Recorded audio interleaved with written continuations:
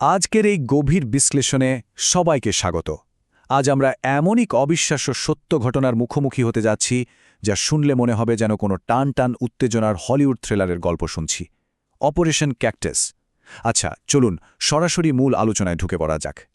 কিভাবে ১৯৮৮ সালের নভেম্বরের এক শ্বাসরুদ্ধকর রাতে আস্ত একটা দেশের পতন ঠেকানো হয়েছিল, আজ আমরা সেই রোমাঞ্চকর ইতিহাসটাই জানব।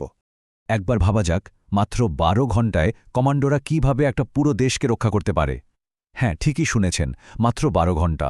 একটা দেশের শাসন ক্ষমতা, তার সার্বভৌমত্ব আর অগণিত সাধারণ মানুষের নিরাপত্তা সবকিছুর ভাগ্য ঝুলেছিল এই ছোট্ট সময়ের ফ্রেমে। ১৯৮৮ সালের নভেম্বরে মালদ্বীপে যখন এই চরম সংকট ঘনিয়ে আসে, তখন ঘড়ির কাঁটার প্রতিটি টিকটিক শব্দ যেন এক একটা নতুন চ্যালেঞ্জ ছড়িয়ে দিচ্ছিল। এই অসম্ভবকে কিভাবে সম্ভব হলো, আজ আমরা সেই অবিশ্বাস্য সামরিক কৌশল আর মানসিক দৃঢ়তার গল্পটাই উন্মোচন করব। এখন সবচেয়ে কৌতূহলোদ্দীপক বিষয়টা হলো এই ২০০০ সংখ্যাটা। এটা আসলে সেই ২০০০ কিলোমিটার দূরত্ব যা ভারতীয় প্যারাকমান্ডোদের পাড়ি দিতে হয়েছিল। মাঝখানে বিশাল বিস্তীর্ণ মহাসাগর, আর গন্তব্যে অপেক্ষা করছে এক ভয়াবহ অজানা পরিস্থিতি। একটু চিন্তা করলেই বোঝা যায়, এত দূর থেকে কোনোরকম আগাম প্রস্তুতি ছাড়া একেবারে শূন্য থেকে একটা দেশের সাহায্যে ছুটে যাওয়া সামরিক ইতিহাসের অন্যতম কঠিন আর দুঃসাহসিক একটা লজিস্টিক্যাল চ্যালেঞ্জ ছিল। পর্ব ১, মধ্যরাতের ভাড়াটে অভ্যুত্থান। সেদিনের সেই চরম বৈপরীত্যটা একটু কল্পনা করা যাক। একদিকে মাটিতে একেবারে চেকে বসেছে ভারী অস্ত্রে সজ্জিত একদল ভাড়াটে সৈন্য। রাজধানী ততক্ষণে তাদের সম্পূর্ণ নিয়ন্ত্রণে, আর দেশের রাষ্ট্রপতি লুকিয়ে আছেন কোনো এক গোপন আশ্রয়ে। অন্যদিকে আকাশে উড়ছে এমন একটা উদ্ধারকারী দল যাদের কাছে গন্তব্যের কোনো সঠিক মানচিত্র পর্যন্ত নেই। মানে প্ল্যান করার জন্য তাদের হাতে সময় ছিল মাত্র কয়েক ঘণ্টা। এই যে একটা ভয়ানক তথ্যগত শূন্যতা, এটা পরিস্থিতিকে আরও কয়েকগুণ বেশি বিপজ্জনক করে তুলেছিল। পর্ব ২, ১২ ঘণ্টার সেই রুদ্ধশ্বাস সময়ের সীমা। এই ১২ সংখ্যাটা আসলে নির্দেশ করছে সেই ভয়ঙ্কর চরম সংক্ষিপ্ত সময়সীমাকে। বিশ্বাস করা কঠিন হলেও সত্যি যে মাত্র ১২ ঘণ্টার মধ্যে পুরো সামরিক বাহিনীকে একটা ভিন্ন দেশের উদ্দেশ্যে প্রস্তুত হতে হয়েছিল। এই ১২ ঘণ্টার মধ্যে পৌঁছাতে না পারার অর্থ ছিল দেশের শীর্ষ নেতৃত্ব সম্পূর্ণভাবে ওই ভাড়াটে সৈন্যদের হাতে বন্দী হওয়া। সোজা কথায়, ব্যর্থতার মানে দাঁড়াত একটা স্বাধীন জাতির পতন। চলুন পুরো টাইমলাইনটা একটু মিলিয়ে দেখি। ০ মিনিটে আসে সেই মরিয়া SOS বা জরুরি বার্তা, আর তারপরই শুরু হয় এক অভাবনীয় কর্মযজ্ঞ। মাত্র ১ থেকে ১১ ঘণ্টার মধ্যে ৫০তম ইন্ডিপেন্ডেন্ট প্যারাশুট ব্রিগেড অবিশ্বাস্য দ্রুততায় নিজেদের প্রস্তুত করে নেয়। একবার ভাবলে অবাক হতে হয়, এত বড় একটা সামরিক দল, যাদের ভারী অস্ত্রশস্ত্র নিয়ে রেডি হতে দিনের পর দিন সময় লাগার কথা, তারা মাত্র কয়েক ঘণ্টার মধ্যে যুদ্ধের জন্য একেবারে তৈরি। আর ঠিক ১২ ঘণ্টার মাথায় মধ্যরাতের সেই ঐতিহাসিক উদ্ধার অভিযানের উদ্দেশ্যে বিমানগুলো আকাশে ডানা মেলে। পর্ব ৩, মহাসাগরের ওপর অন্ধের মতো উড্ডয়ন। চলুন সামনের দিকে এগোনো যাক, আর দেখা যাক কিভাবে পুরো বিষয়টা আরও রোমাঞ্চকর হয়ে ওঠে।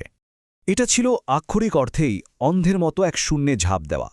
২০০০ কিলোমিটার পথ পাড়ি দিতে হচ্ছে এমন এক অচেনা গন্তব্যে, যার ন্যূনতম কোনো সামরিক মানচিত্র হাতে নেই। আর সবচেয়ে বড় চ্যালেঞ্জটা কি ছিল? সূর্যোদয়ের আগেই সেখানে পৌঁছতে হবে, কারণ ভোরের আলো ফুটে গেলে শত্রুরা খুব সহজেই আকাশে বিমানগুলো দেখে ফেলবে আর নিচে থেকে অ্যান্টি এয়ারক্রাফট ফায়ার শুরু করবে। এটা ছিল আক্ষরিক অর্থেই সূর্যের সাথে এক অসম পাল্লা। পর্ব ৪, সূর্যোদয়ের আগেই বিজয়। চরম উৎকণ্ঠা আর বিপদের পাহাড় পেরিয়ে ঘড়ির কাঁটা যখন প্রায় ফুরিয়ে আসছিল, ঠিক তখনই কমান্ডোরা মালদ্বীপের মাটিতে পা রাখে। প্রথমত, অন্ধকারের সুযোগ নিয়ে তারা অত্যন্ত নিঃশব্দে নিখুঁতভাবে অবতরণ করে। দ্বিতীয় কাজটা ছিল গোপন আশ্রয়ে থাকা রাষ্ট্রপতিকে খুঁজে বের করে সম্পূর্ণ সুরক্ষিত করা।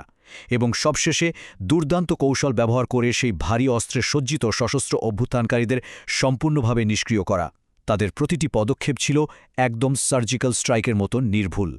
আর এটা চমৎকারভাবে প্রমাণ করে যে এই পুরো অভিযানের সবচেয়ে অবিশ্বাস্য অর্জনটা লুকিয়ে আছে ঠিক এই শূন্য সংখ্যাটির মধ্যে। এত বড় একটা জটিল, চরম, উচ্চ ঝুঁকিপূর্ণ আর সশস্ত্র অভিযান পরিচালিত হলো, অথচ সেখানে একজন সাধারণ নাগরিকেরও প্রাণহানি ঘটেনি। বেসামরিক হতাহতের সংখ্যা একদম শূন্য। একটা রাজধানীর ভেতরে রীতিমতো যুদ্ধাবস্থায় এমন নিখুঁত সামরিক অভিযান পরিচালনা করা সামরিক ইতিহাসে সত্যিই বিরল। সুতরাং এখানকার অত্যন্ত গুরুত্বপূর্ণ বিষয় হল ১৯৮৮ সালের মালদ্বীপ হস্তক্ষেপ কোনোরকম বেসামরিক হতাহতের ঘটনা ছাড়াই অভ্যুত্থানটি নিষ্ক্রিয় করেছিল।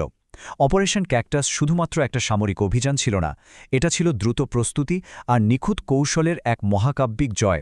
সাধারণ মানুষের এক ফোঁটা রক্ত না ঝরিয়ে একটা দেশের চরম বিপদকে কিভাবে রুখে দেওয়া যায়, এটা সামরিক ইতিহাসের পাতায় তারই এক উজ্জ্বল দৃষ্টান্ত হয়ে থাকবে।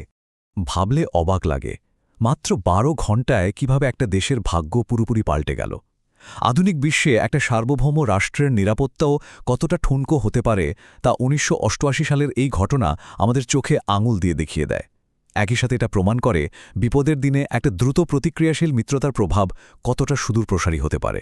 সঠিক সময়ে নেয়া একটা সঠিক পদক্ষেপ যে আস্ত একটা দেশের ভাগ্য বদলে দিতে পারে, ঠিক এই গভীর চিন্তার জায়গাটিতেই আজকের বিশ্লেষণ শেষ করছি। ইতিহাস এভাবেই বারবার আমাদের নতুন করে ভাবতে শেখায়।